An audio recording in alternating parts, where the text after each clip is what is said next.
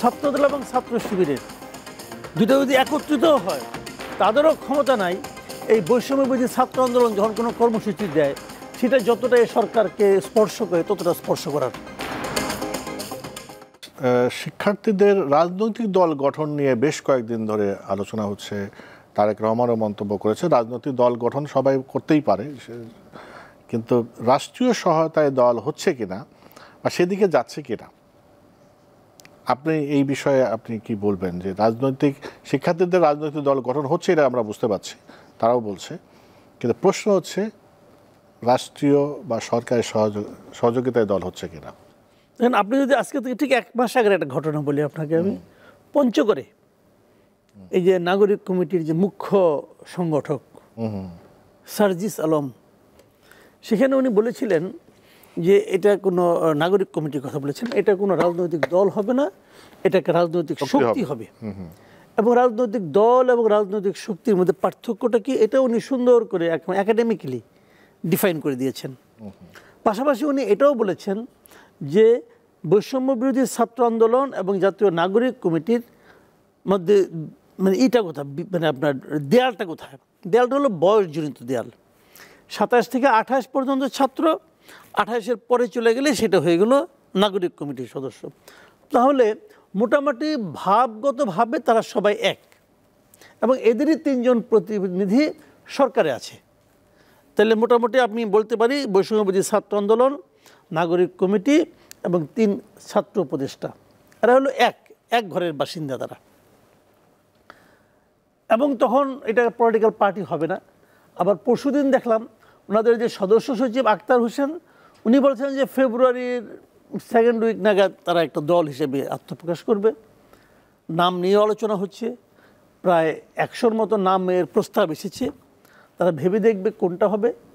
তারপরে এর মধ্যে আবার আপনাদের একটা পত্রিকার রিপোর্ট দেখলাম, তাদের গঠনতন্ত্র তো তৈরি হচ্ছে। সেই গঠনতন্ত্র তারা যেদিন দলের ঘোষণা দিবে তার 2-1 দিন আগে তারা ঘোষণা করবে, এবং তারা নির্বাচনে আসবে। নির্বাচনে যে আসবে এটা আমরা আরও আগে থেকে বুঝতে পারছিলাম। কেন? যে উপদেষ্টাদের তাদেরও তো নিজ নিজ এলাকা আছে। উপদেষ্টা 3 জন ছাত্রদের, 3 জনের 3টা এলাকা আছে, 3 জায়গায় বাড়ি আছে। ওই এলাকাগুলোতেও কিন্তু আওয়াজ পাওয়া যাচ্ছে যে তারা নির্বাচন করবে। আমি তো আপনার কুমিল্লা বাড়ির কাছে আছে, কুমিল্লা মুরাদনগরে, এখানে তো আমার কিছু বন্ধুবান্ধব আছে, তাদের সঙ্গে আলাপ করেছি। তারা তো বলছে যে ওনারা তো মানে আমাদের এই যে আসিফ মাহমুদ সজীব ভুইয়া, উনি যে নির্বাচন করবেন এটা মুরাদনগরে সবাই জানে। আচ্ছা। এবং ওনার লোকজন যাচ্ছে ওখানে, উনি এর মধ্যে ওখানকার প্রশাসনেও কিছু পরিবর্তন আনছেন শোনা যাচ্ছে। কুমিল্লার জেলারও কিছু প্রশাসনের চেঞ্জ আসছে। আর উনি তো এখন এলজিআইডি মিনিস্টার, ওনার সে ক্ষমতা, অনেক বড় ক্ষমতা আছে, অনেক বড় ক্ষমতা, এলাকার উন্নয়নের ক্ষমতা এখন পুরো তার হাতে। তো সেক্ষেত্রে ওই এলাকায় তারা প্রভাব পড়া শুরু করেছে। এবং লক্ষ্মীপুরে খুব সম্ভবত মাহফুজ আলমের বাড়ি, খুব সম্ভবত ওখানে একজন আমাদের মানে আপনার জোটের থেকে যিনি প্রার্থী হতে পারেন তেমন একজন আমাকে ওদিন বললেন যে উনিও নাকি এলাকায় শুনেছেন যে কাজকর্ম হচ্ছে, উন্নয়নমূলক কাজের প্রতিশ্রুতি আসছে। তো যা হোক, সত্য মিথ্যা বলতে পারবো না, উনি বলতে পারবেন। তো এটা উনি আমাকে বলেছেন, একদম সরাসরি বলেছেন। তো এই ধরনের ঘটনা কিন্তু ঘটছে। তার মানে ওনারা নির্বাচনে আলটিমেটলি যাচ্ছেন। এবং যে কথাটা আপনি বললেন যে সরকারি সহায়তা কিনা, হ্যাঁ সরকারি সহায়তা এটা নিয়ে আরও মধ্যে কোনো দ্বিধা নাই। কারণ এখন ছাত্রদল যদি কোনো একটা কথা দেখেন, বাংলাদেশে এই মুহূর্তে মাঠে থাকা ছাত্র সংগঠনগুলোর মধ্যে ছাত্রদল এবং ছাত্র শিবির এই দুটো হলো বড় সংগঠন। ছাত্রদল এবং ছাত্র শিবিরের দুটো যদি একত্রিত হয়, তাদেরও ক্ষমতা নাই এই বৈষম্যবিরোধী ছাত্র আন্দোলন যখন কোনো কর্মসূচি দেয় সেটা যতটা এই সরকারকে স্পর্শ করে ততটা স্পর্শ করার ওদের নাই। কাজে এখানে সংখ্যাধিক্য বড় কথা নয়, বড় কথা হলো যে কে কতটা হৃদয়ের কাছাকাছি অবস্থান করে। সেই দিক দিয়ে এরা এই সরকারের হৃদয়ের খুবই কাছাকাছি অবস্থান করে, এবং তারা যা কিছু করছে সরকারের আনুকূল্যেই করছে। এটা সাধারণ মানুষের মধ্যে এই ধরনের একটা পারসেপশন কাজ করে। এবং অনেক সময় দেখা যাচ্ছে এই সমস্ত ওরা বিভিন্ন জায়গায় যাচ্ছে, প্রশাসনের নানা ধরনের প্রোটোকল পাচ্ছে। এবং জেলা পর্যায়ে যদি আপনাদের পরিচিত বন্ধুবান্ধবদের মধ্যে অথবা ছোটো ভাইদের মধ্যে কেউ, এখন তো আমাদের যে ছোটো ভাই হবে, ছোটো ভাইদের মধ্যে যদি কেউ ডিসি থাকেন, একটু আলাপ করে দেখেন যে ডিসি সাহেবদের কাজকর্মে কে কতটা প্রভাব বিস্তার করছে। হ্যাঁ, বিএনপি, যুবদল অথবা ছাত্রদল তারা মাঠে হইচই করছে, কিন্তু প্রশাসনিক কার্যক্রমে অনুমতি না দিয়ে দরজা খুলে কারা ঢুকতে পারছে এটা খোঁজ করলে জানতে পারবেন। কাজে তারা কিন্তু প্রশাসনিক হেল্প পাচ্ছে।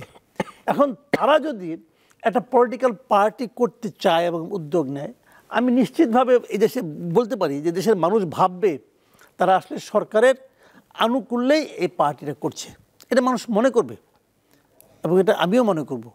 তাই হচ্ছে আলটিমেটলি।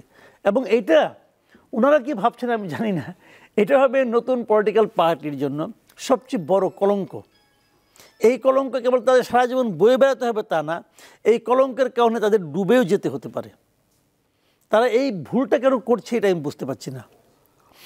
বাংলাদেশের ইতিহাসে কখনো এইভাবে সরকারের আনুকূল্যে কোনো দল গড়ে উঠলে সেই দল ভালো করতে পারে এমন ইতিহাস নাই। সাধারণ মানুষ এটাকে পছন্দ করে না। তাহলে আপনি তো বলবেন বিএনপির কথা, জাতীয় পার্টির কথা। হ্যাঁ, এটা বলবেন এই কারণে ওই দলগুলোর ওই সময় প্রধান যিনি উনি রাষ্ট্র ক্ষমতায় ছিলেন, উনি সরাসরি বলতেন এটা আমার পার্টি, আমি বানিয়েছি। উনি ছিলেন সেই পার্টির প্রতিষ্ঠাতা, এরকম অনেকটা। কিন্তু এখানে তো আর ডক্টর ইউনূস দায়িত্ব নিয়ে বলবেন এটা আমার পার্টি। ডক্টর ইউনূস যদি বলতো তাহলে এক কথা ছিল, কিন্তু তা তো উনি বলবেন না। তখন এটা হবে কি জানেন, এটা হবে ওই কিংস পার্টি, আরেকটা কিংস পার্টি। কিংস পার্টির ভবিষ্যৎ পৃথিবীর কোথাও ভালো হয় না।